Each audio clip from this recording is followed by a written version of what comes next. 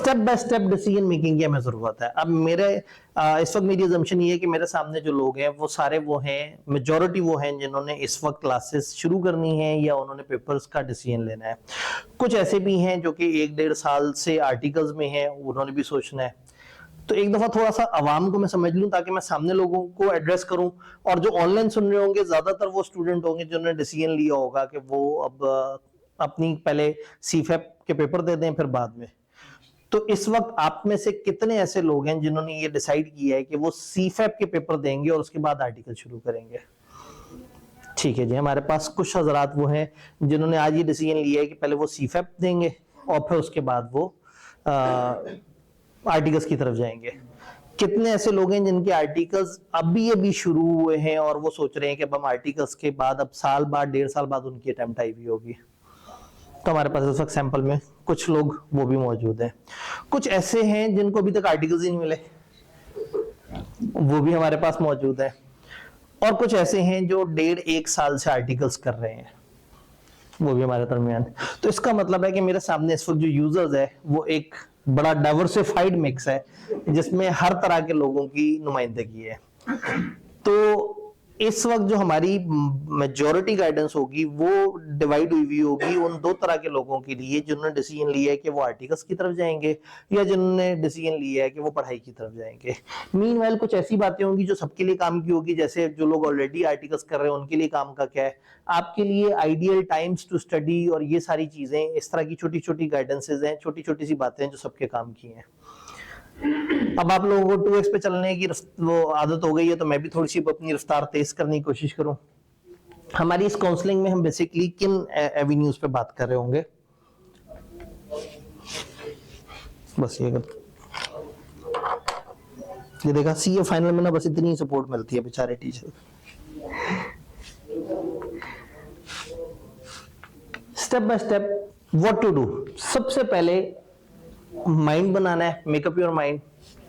Subjects के ऊपर बात करनी है, सीफेप के सब्जेक्ट्स क्या हैं, उनके डायनामिक्स क्या हैं, सब्जेक्ट की सिलेक्शन किस तरह से होगी। फिर ओवरऑल प्लान बनाना फर्म वालों के लिए बड़ा इंपॉर्टेंट होता है कि वो 6-6 महीने के सेशंस के अपने प्लान बना रहे होते हैं। एक अच्छी रूटीन बनानी है, स्केड्यूल बनाना है, पढ़ना शुरू कर देना है और अपना एटीट्यूड स्टडी के लिए बिल्टअप रखना है, पॉजिटिव एटीट्यूड रखना है। कुछ बहुत ज्यादा बड़े प्रॉब्लम्स हैं जो हमारे सीए के फाइनल स्टूडेंट्स को बहुत ज्यादा मिल रहे हैं। मैं सेशन के दरमियान में बिटवीन द लाइंस उन प्रॉब्लम्स का जिक्र जरूर करूंगा।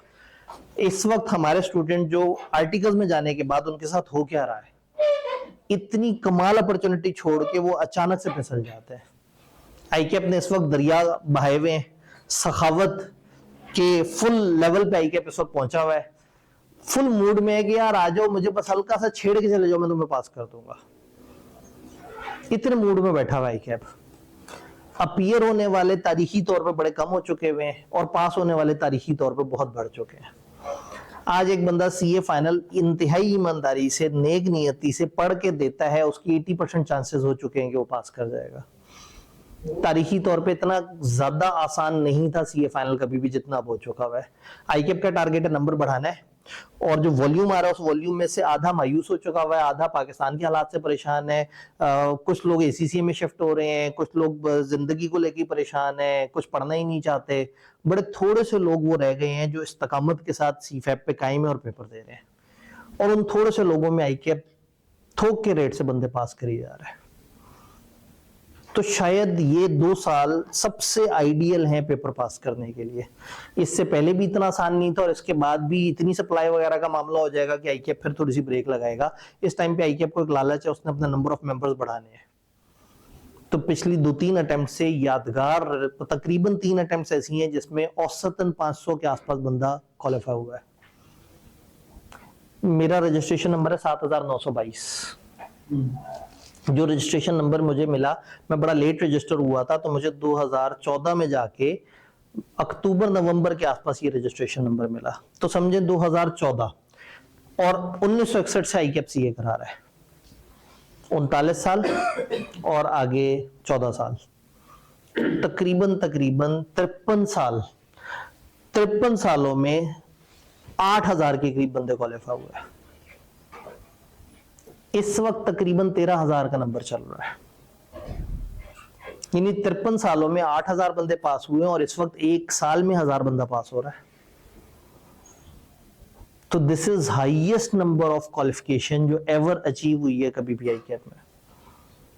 तो अगेन कहने का मतलब है, अब जो लोग ऑलरेडी आर्टिकल वाले हैं उन्होंने कहा जी हमें क्या फायदा होगा सेशन से, तो छोटी छोटी सी इस तरह के फैक्ट्स और इस तरह की चीजें मैं उनसे भी शेयर करता रहूंगा कि आईकेएप के बड़ों में भी उठना बैठना होता है, थोड़ा सा उनसे भी पता लगता है कि वो क्या सोच रहे हैं। तो कोशिश करूंगा कि आप लोगों को ओवरऑल चीज बताई जाए। तो सबसे पहले माइंड बनाना है, फिर सीफैप के सब्जेक्ट्स को देखना है जी, फिर उन सब्जेक्ट की सिलेक्शन कैसे होगी, ओवरऑल प्लान कैसे बनाएंगे, रूटीन कैसे बनाएंगे, स्केड्यूल, इन सारी चीजों पे हमारी डिस्कशन है।